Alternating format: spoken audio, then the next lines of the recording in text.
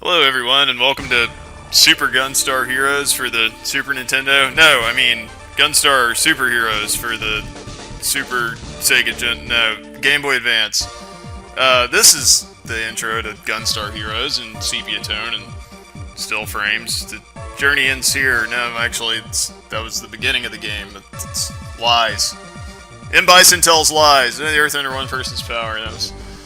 That was a horrible prospect back in the day, but we saved the world from the destruction, as they're recapping here. But yeah, let me tell you a little bit about this game. I played it for a little bit when it came out back in 2005, and whoa, that's pretty gruesome. I promptly stopped playing it because I was like, well, this is interesting, but kind of rather be playing the original Gunstar Heroes. So, but I've come back to it, and even though I didn't buy it back then, I've decided to give it another chance. So, is it a worthy successor? It was a big deal back at the time because Treasure had their no sequels policy. That wasn't an actual policy; it was just something that fans made up. But I guess I gotta talk a little bit about the plot. It's set 100 years after Gunstar Heroes, but it basically has all the same characters and scenarios and mostly the same stages. Even though they're not really the same characters, they have the same names and shit. So, it's a sequel that might as well be a remake. Let's just say there's this Third Eye organization. I guess they're like the Justice League. There's the Gunstar superheroes. Yeah, they're super. Thanks for asking. Alright, so let's get started. I'm gonna game start as Gunstar Red on normal. Please ignore that data there that we are about to delete. Doesn't exist anymore. Let's go. New data. Fresh start. So the first thing you'll notice is that this doesn't start off letting you select your stage. Instead, it's got this stage that you have to do first, kind of like a Mega Man X first stage thing that everybody loves. So there we are. We're red, and we're gonna go beat some asses. Your ass is my grasses. Give me that heart, fucker. So the first thing you may notice is that you start with all three of your weapons. You do not have weapon pickups in this game, which also means no weapon combining. So it's a little bit like, oddly enough, Contra Shattered Soldier in that there are no weapon pickups. You just start with three weapons and switch between them at will. So we've got homing shot, regular shot, and a little fire explodey shot there. Second thing to notice about this is, well, we're in Predator Vision. Ah, shit. You are one ugly motherfucker. But this part is pointless. It's just there, I guess. But yes, the second thing to notice is that your melee attacks are quite different. You can't throw guys anymore. Instead, you've got this little sword strike, and yeah. Get out of my way, guys. You can still slide, and you can still jump and kick, but you can also do this Shoryuken here, which is pretty cool. But yeah, no throwing guys, and so I don't really miss being able to combine weapons. I mean, in the original game, I kind of just picked one combination and stuck with it for the entire game. But I do miss being able to throw guys, and you know, especially being able to grab a bomb out of midair and throw it at some guys. That was like one of the most satisfying things to do in the game. And I guess now's a good time as any to point out, after I destroy this overweight grunt here, that the hearts will fade out if you don't grab them, so that's retarded. Okay, now if you jump up in this box here, you can go into a little secret area. These green things will power up your super weapon meter, and I'll show you what that does in a bit. But you can destroy these boxes and get some of those things, and I think they have a name, but I don't really. There's green stars. It's the Lucky Charms flavor that never made it. And, hearts, which are always nice. Alright, let's trigger cutscene. Greetings. I am General juggernaut, bitch! I've already got what I wanted. Where are the guards? Can't really make the text scroll he erased them. Oh, what a jerk. The heck is a megalith? It's the thing that gave apes sentience in the prequel part to 2001 Space Odyssey. Learned them how to make weapons and can't comprehend the true form of Gigas attack. Noblesse oblige. I pray for your continuing service as the savior. Let's go fuck shit up. We gotta get there. I don't know what that goddess statue in the background is supposed to be, but whatever. Spot G? What? This is a kid's game, come on. Oh, okay, destroy this freaking thing that looks like it was from planet Tatooine in the original Star Wars, and grab one heart because I was too slow to get the other ones. But that's okay, I got 171 life. That's more than enough that I'll ever need in this little introductory stage, especially playing on normal. One thing that you might have noticed is, how are you running and aiming in a certain direction at the same time instead of aiming in whatever direction you're running to? Well, boys and girls, this game has the welcome addition of shot locking, which I will explain herein, but first let me talk about this boss a little bit. If you shoot his hand, he'll start to, you know, shake it like a salt shaker, but if you shoot both of them out, which I'm seeming to have a hard time doing right now, you can actually make him drop the flying saucer, which is pretty cool. If I can do that. Damn it. Okay. I did it earlier today, and, you know, practice runs, always. Things that no one will see, where you actually do better than you are when you're actually recording. Oh, holy spit. Come on, I want to do this. Ah, fucker. Alright. There we go. Yeah, if you can make him drop yellows, a little flying saucer, and you can get some pickups. But then he gets all pissed mode. Oh no. At this part, if you can just stay in the middle. If I were playing on hard, you might have got to see his other attack, which is he shoots blue crap out of his mouth, but, oh well, I guess we'll just have to stare at this ominous skull in the sky and get abducted.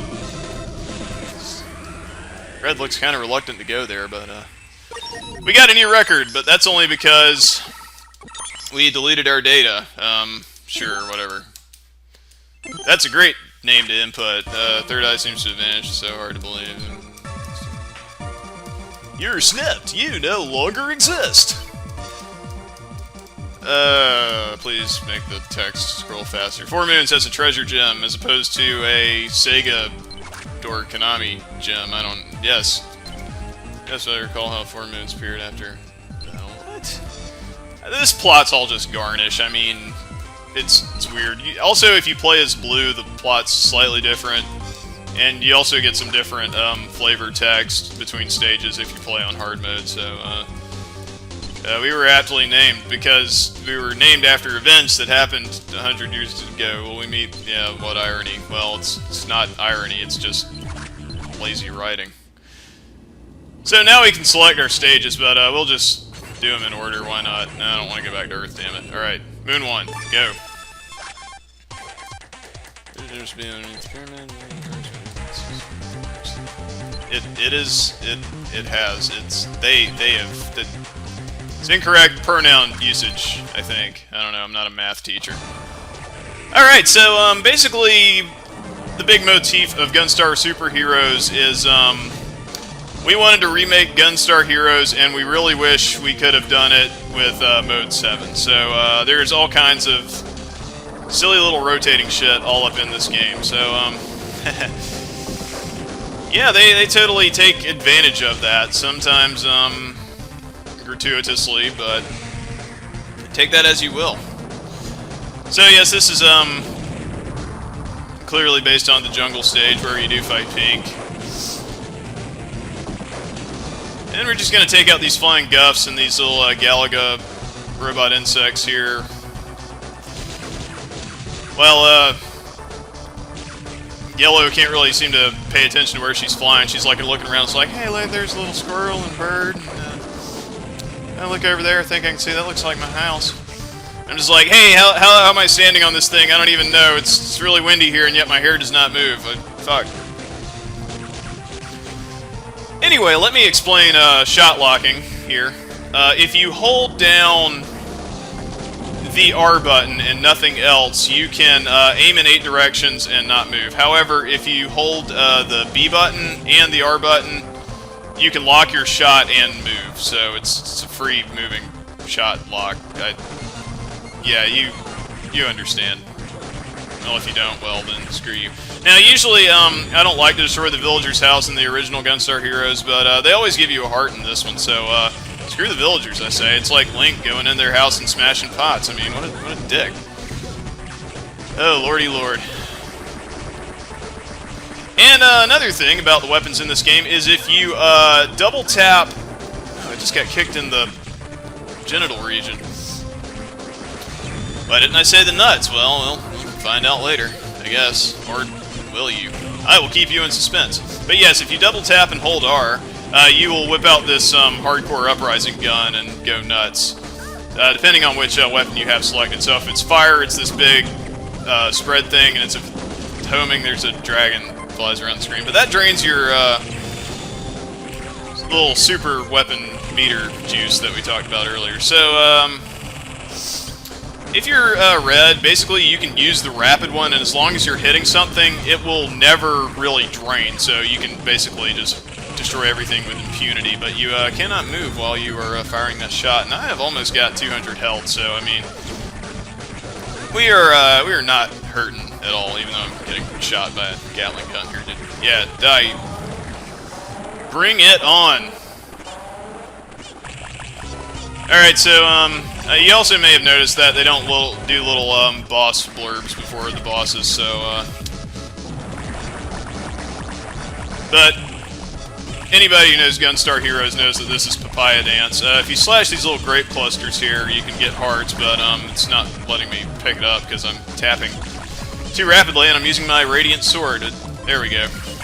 Also, picking up these items makes a little explosion. That will hurt enemies. And also, another trick you can do is if you use the sword on the big gonad here, it will spit out hearts until such time that you hit enough and it explodes. Hey, little villagers, I destroyed your houses. What you gonna do about it? Yeah, rip off my coat sleeves and show you how ripped I am. That's disturbing. Okay, this part.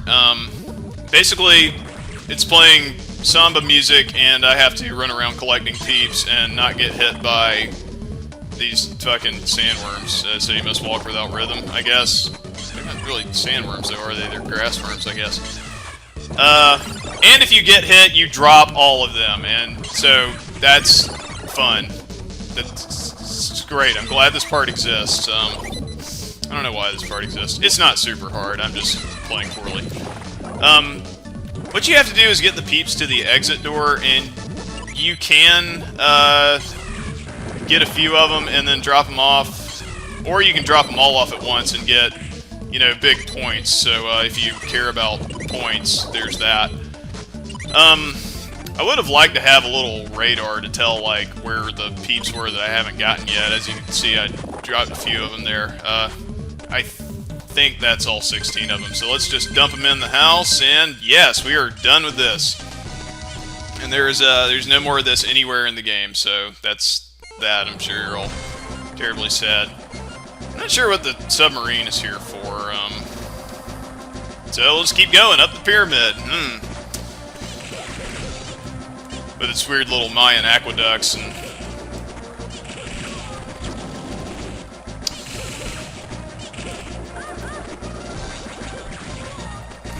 not really much to say about that, but, you know, it's best to just get up under these guys, shoot them a little bit, and then short-yuking them, and don't get kicked off the pyramid like that. But it's alright, I got a ton of life and stuff. Warning, a boss is approaching. Bravo, man. Attacks. Sucks. Alright, bye, Bravo, man. Jeez, that was a thing that I'm glad happened. Alright, so now we're in the Temple of Time, and here comes Pink. You know, the voice samples are a cute little touch, but, mean, as heavy as they are on the little interstitial dialogue between stages, let's just say this plot is a little overblown. But anyway, get up on the Pinky Rotor and blast the crap out of it, and there you go. I probably should have used that Super Juice Star on a thing I actually needed to refill, but whatever. Let's. Oh God! I don't want to be probed. Don't take me in your spaceship, Comedy West. And we got a new record again.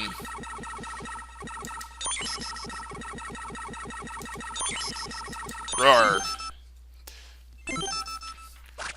We don't let the Emperor win. The Empire's... Oh, cleavage, ahoy. Okay, silly girl. Yeah, that's right. Red is a girl in this game. Now, a little clarification on that.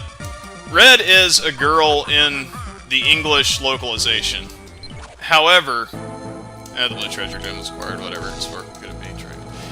However, in the Japanese, it was never confirmed or denied what Red's gender was. It being Japan, I'm gonna go ahead and go with a fruity guy, but, I don't know. I mean, you know, breast size isn't really a factor, because you see Yellow has a flat chest as well. In fact, the only person with boobage is, of course, Pink in this game. So, any treasure game worth its salt needs to have a awkward shmup part. So, here we are in this helicopter. We can, rotate our position here with the L and R buttons. We drop bombs like in Xevious with the A button and B button shoots are for machine guns. So this part's just kind of silly, and I like to blaze through it as quickly as possible. But in hard mode, which I'm not playing because hard mode is kind of just a waste of space. Yeah, I had to do this part like 24 times, so, let me just say that there's nothing really good about this part of the level, and I'm glad it only shows up once in the game, but, you know what, it's almost over. Get up on here and try to get as close to the ship as you can, and the enemy's bullets around you will hit the sides of the ship, or at least most of them will, and you'll blow it up really fast. Don't even try to fly around destroying the little things on the ground, because they will wreck your shit something fierce. And so we need more extreme graphics. Holy shit. Yeah, so for some reason, part 2, instead of being the mine stage, instead it's the flying fortress. But here we are once again standing on the back of the flying saucer. If this was a 80s cartoon that needed, like, you know, expensive vehicle toys to make kids want to buy, I'm sure this would have a name like the Gunstar Cruiser or some shit, but whatever, I'm just calling it a flying saucer. And this guy throws Donkey Kong barrels at you because I guess he couldn't afford skull bombs. And yeah, this is a part where I would really like to be able to throw the bombs back, but you can't do that. So, I'm pretty low on health. Luckily, we're gonna pick some more up and die, bastards. Fucking Santa Claus. Alright. So slide into these guys as quickly as possible. Grab the hearts they drop. And, you will be the victor. 60 life, not, a super ideal situation, but, you know, we're gonna get a few more. Or try to. Alright, watch out for this guy. Oh no. I didn't get that heart there. It's a profound shame and other things that I can't say because they're copyrighted by someone else. Not really, though. Anyway, massacre these guys in front of you who are basically defenseless. And now we fight Orange. No longer on a crappy little whirly gig, instead he's on a badass Harrier. Oh, there's gotta be... Oh, do we have to probe me every time we get into the ship? Oh, lordy lord. It's actually funnier when it's blue because he looks like he's got a weird... Yeah, okay, great. Yeah, he makes a face like... Okay, so basically, you want to get on top of the wing as fast as you can, and jump over him when he does that. I like to use the fire for this part. And basically just get him into a corner and, you know, cheap him out. He doesn't take long.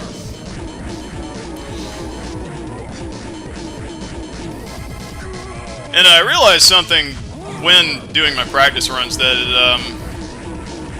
you know, red kind of resembles a certain Miss Polly S. Hate, but that's actually not true at all, because red is not a stick figure in a purple skirt. So if you knew anything about the proprietor of SocksMakePeopleSexy.net, you would know that she is quite malnourished, and in fact, that's actually what she looks like. She's a stick figure. Yes. D U R, which is the sound I make when I LP. Stop your foolish plan. Shut up, fool. Yes, the consequences will never be the same. You know, he kind of looks like he's from that movie, Small Soldiers. It's pretty bizarre. Power of the Megalith will be, yes. Pile treasure, I mean, what? Okay, can the Megalith build next? I don't know, I guess we'll have to find out next time, or the time after that, maybe. Because, you know what, this looks like a good place to stop. So, thanks for watching. Hopefully, this recording goes as smoothly as I had imagined, because trying out new recording software was always fun time. So, I will see you later.